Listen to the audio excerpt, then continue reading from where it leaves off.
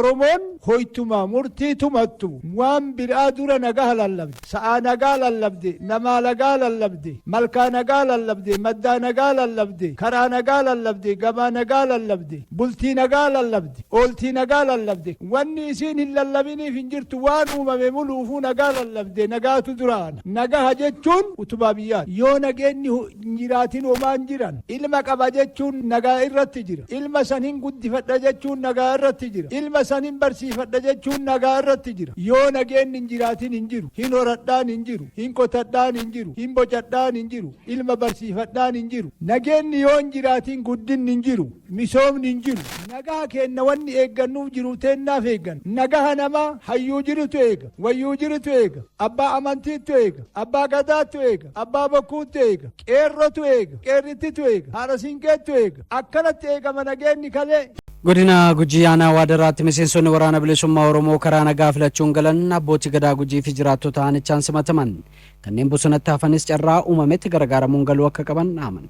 Yohaannis Bantii jaarsi biyyaa nagaa dheeboot jaartiin nagaa dheeboot haati warraa manaatte nagaa dheeboot ansi abaaruu naagal. Abbootiin gadaa miseensonni gadaa Gujii fi qaamoleen hawaasaa garaa garaa godinichaa waldhabdeen rakkoo adda addaaf isaan saaxilaa ture gaaddisa Oromummaa jalatti akka furamuuf wayitaa adda addaatti irra deddeebiin waamicha nagaa taasisaa turan. Tibba kana ammoo waliigaltee mootummaa naannoo Oromiyaa fi waraana bilisummaa Oromoo gidduutti mallattaa'e hordofee miseensonni waraana bilisummaa Oromoo aanaa Waadaraa fi naannawaa sana keessa socho'aa turan karaa nagaan galan abbootii gadaa miseensota gadaa Gujii fi jiraattota aanichaan simataman.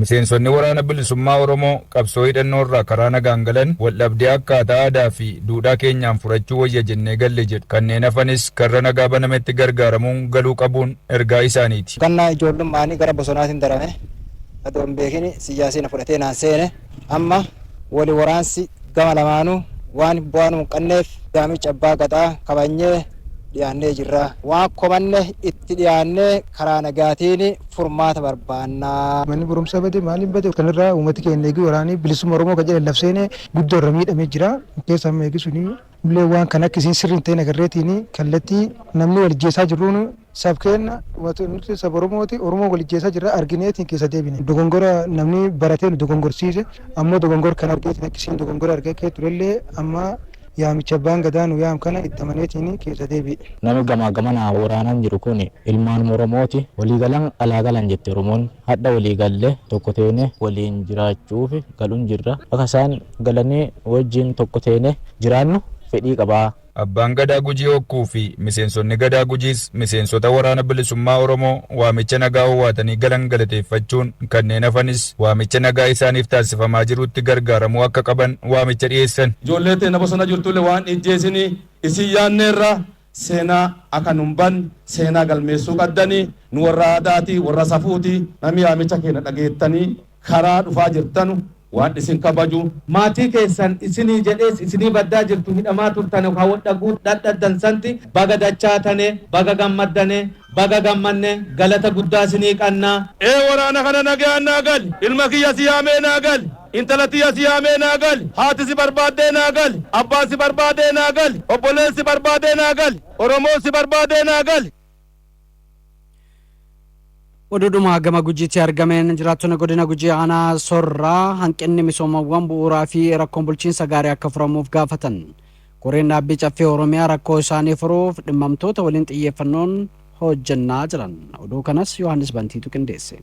Koreen dhaabbii dhimma dubartootaaf hawaasummaa caffee Oromiyaa godina Gujii aanaa Annaa Sorraa gandoota garaa garaatti gurmaa'insa caasaa gandaa haaraa kenna tajaajilaa pirojektoota misoomaa fi hojii misooma dammaa daawwachuun hawaasas mariisise. Jiraattonni aanaa Annaa Sorraa gandoota garaa garaarraa marii ganda roobaleetti geggeeffame irratti hirmaatan caasaan gandaa haaraan qe'ee keenyatti tajaajilaa akka argannu taasisuun baasii fi dhamaatii keenya nuuf hambiseera jedhan. Hanqinni misoomaawwan bu'uuraa fi rakkoon bulchiinsa gaariis furamuu fi akka qabu gaafatan. Ji'a tokko keessa adooji allammeeffatiin gurmaa'insi kalee gadi bahe hadha lafa qabatee uummati keenya nama foorfatee tajaajila gahaa argatee roobaa fi aduu keessa mana dacha'ee dhimma isaa hiikkatuun kana mootummaan nu godhe mootummaa kana galateeffachuu barbaada. Manni murtii aadaa karaa bilisa ta'een karaa si'ataa ta'een iddoo kanatti tajaajila naa kenne 24,000 nama dhuunfaa tokkorraa naa fuudheera gama kanaan guddaa isin galateeffadha. Xiqqoo baasii tanarra mootummaa kanaa walta qirri jedhinnaa waan jedhu yaada kun yaada nama guddaadha. Achanna yaachisa seera. Buusaa gonofaa jedhamee barana baan. Ashuraansii fayyaa teennaati jedhamee barana baan. Ijaara mana kanaati jedhamee barana baan. Gabbara jedhamee barana baan. Ijoollee namni mana barumsaatii qabu barana baas. Wanni edana dhalatee edana callaa lafa gubaa ibid. Baasii uummata haga tartee hamma ta'e mootummaan maaniif uummatarraan qarqaarre. Uummati isin dhagetan kun hagangafaati. Kooticha maaniif hin jettan kun. Galma abbaa gadaa ijaaran jedhanii walii galee akka biyyaatti deessana isaa karoora fuudhanii kaartaa kaasanii qo'atanii adoottiin deebi'e ammallee jiran. Uummatatti takkatti gujiin hin qabu. Caffee Oromiyaatti walitti qabduun koree dhaabbii dhimma dubartootaaf hawaasummaa aadde Mastaawat Fayyisaa gurmaa'insi caasaa gandaa haaraan baatii muraasa keessatti hojiirra oolee fi gaaddisni mana murtii aadaa gaaffii hawaasaa furaa jiraachuun abdachiisaadha jedhan. Namni bakka itti nama tajaajilu bakka itti nama keessummeessu waajjirri jira taanaan isaan booda hojiin inni kan itti fufa jechaadha.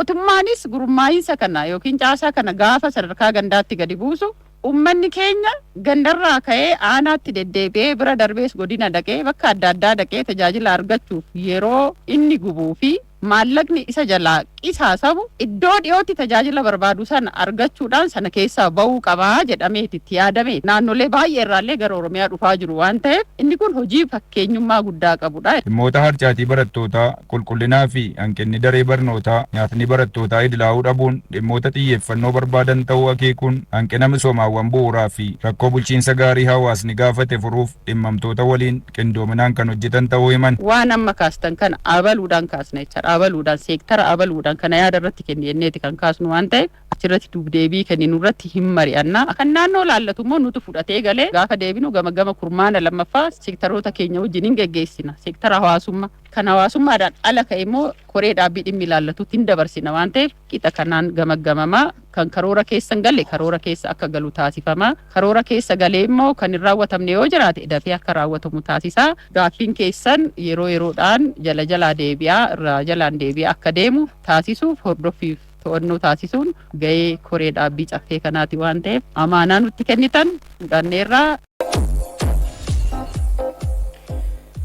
Gara odeeffannoowwan galgala kanaaf qindeeffanneetti dabarru immoo godina Harargee Lixaa Aancaar ganda Laalootti haati daa'ima ajjeessedhaa cimaan adabamuun ishee himame. Taajuddin Abdii gabaasa dhaddachaan nuun gaha.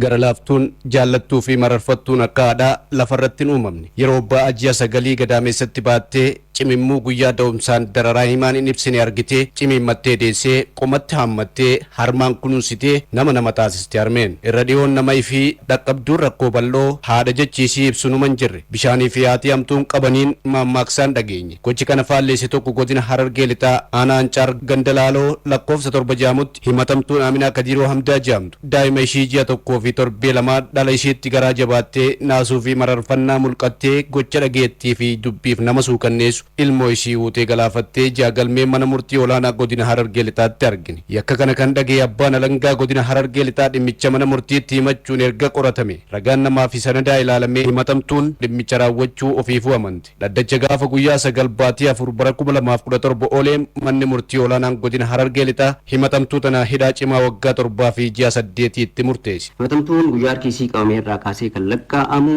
adabbii hidhaa cimaa waggaa 7 fi baatii 8tiin akka adabamtu murteessinee jira jechuudha. Yakkoonni ajjeechaa fi miidhaa garaagaraa daa'imman irra gahan hedduu jiran keessaa dhimmoonni bara kana hanga ammaatti mana murtii olaanaa godina Harargee Lixaatti dhiyaatan 18 keessaa 16 adabbiin itti murtaa'u pireezidaantiin mana murtii olaanaa godina Harargee Lixaa obbo Mahamad Abdurrahmaan himan. Gudeeddii gara dhimmoota 5 haa godina kanatti ilaalame murtii argate akkasuma godaansa seeraan alaalleen daa'ima godaansisuulleen jira urmii fuudhaa urmii maleelleen jira miidhaa qaamaa daa'imman irra gaggeessuulleen jira kanaaf dhimmoota akkanaa kana asitti ilaalamaa ture. Yakkoonni daa'imman irra gahan maatii firootaa fi namoota isaan guddisaniin raawwataman kunneen manguddummaan xumuramuu osoo hin taane gara seeraatti dhiyaachuu qabus jedhan. Uumamni jaalala haadhaaf ilmoo hundarra caalchise. Safuun haadhummaa heera dhalli namaa hundi itti bulu taasisee jedhan manguddoonni dubbisne. Haati ilmoo ni mararfa. Wanni haadharra garaa namaa laafu hin jiru. Haati ilmoo fi agabdeet akka simbiraatitti afaanitti waa guurti waan ta'eef kuni aada malee. Haadha jechuun